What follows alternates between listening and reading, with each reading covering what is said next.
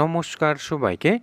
বন্ধুরা, আপনারা হয়তো হেডলাইনটা দেখেই বুঝতে পেরেছেন যে এই ভিডিওতে ত্রিপুরা ত্যাট নিয়ে আলোচনা করা হবে। আর এই আলোচনাটা বেরিয়েছে আজকের পরিহাদ পত্রিকায় 10ই মে 2024 ইংরেজি, অর্থাৎ আজকে। তো চলুন দেখি আলোচনায় কি বলা হয়েছে। এখানে হেডলাইনটা দেওয়া হয়েছে। হেডলাইনে বলা হচ্ছে 4 জুনের পরে শুরু হতে পারে শিক্ষক নিয়োগ প্রক্রিয়া, প্রশাসনিক তৎপরতা শুরু। মানে প্রশাসনিক তৎপরতা শুরু হয়েছে। আর এখানে বিস্তারিত আলোচনায় এখন আমরা যাব, দেখি বিস্তারিত আলোচনায় কি বলা হয়েছে। এখানে বলা হচ্ছে সব কিছু ঠিকঠাক থাকলে 4 জুনের পরই নিয়োগ করা হবে শিক্ষক। 2022 সালের ত্যাট উত্তীর্ণদের নিয়োগ করার জোর তৎপরতা চলছে। নতুন নিয়োগ পদ্ধতিতেই হবে শিক্ষক নিয়োগ। তবে 2022 সালের ত্যাট উত্তীর্ণদের সবাই শিক্ষকতার চাকরি পাচ্ছেন না, কারণ নয়া নিয়োগ নীতির কারণেই বাদ পড়েছেন বেশ কয়েকজন। শিক্ষা দপ্তর সূত্রের খবর, নির্বাচনের আগেই নিয়োগের বিষয়ে তৎপরতা শুরু হয়েছিল, এখনও চলছে, কিন্তু নির্বাচনের বিধিনিষেধ উঠলেই নিয়োগের বিষয়ে চূড়ান্ত সিদ্ধান্ত নেওয়া হবে। টিআরবিটি কর্তৃপক্ষের তরফেও একই খবর জানা গেছে। তারাও তাদের তরফে যাবতীয় প্রক্রিয়া সম্পন্ন করার উপর জোর দিয়েছেন।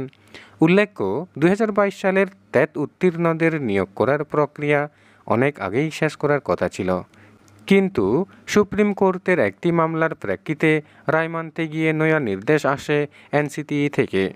এমন অবস্থায় এনসিটিই গাইডলাইন মানতে হবে সবগুলো রাজ্যের শিক্ষা দপ্তরকে। ত্রিপুরা সরকার ত্যাট উত্তীর্ণদের সবাইকে চাকরি দিয়ে এসেছিল এতদিন, কিন্তু এবার নতুন নিয়ম ও গাইডলাইন মানতে গিয়ে ত্যাট উত্তীর্ণদের সবাই শিক্ষকতার চাকরি পাচ্ছেন না বলেই খবর। তবে নির্বাচনের ফলাফল প্রকাশ হলে, অর্থাৎ নির্বাচনী আচরণ বিধিনিষেধ আরও প্রত্যাহার হলেই ত্যাট শিক্ষক নিয়োগ করা হবে। শিক্ষা দপ্তর ও টিআরবিটি কর্তৃপক্ষের তরফেও তাই জানিয়ে দেওয়া হয়েছে।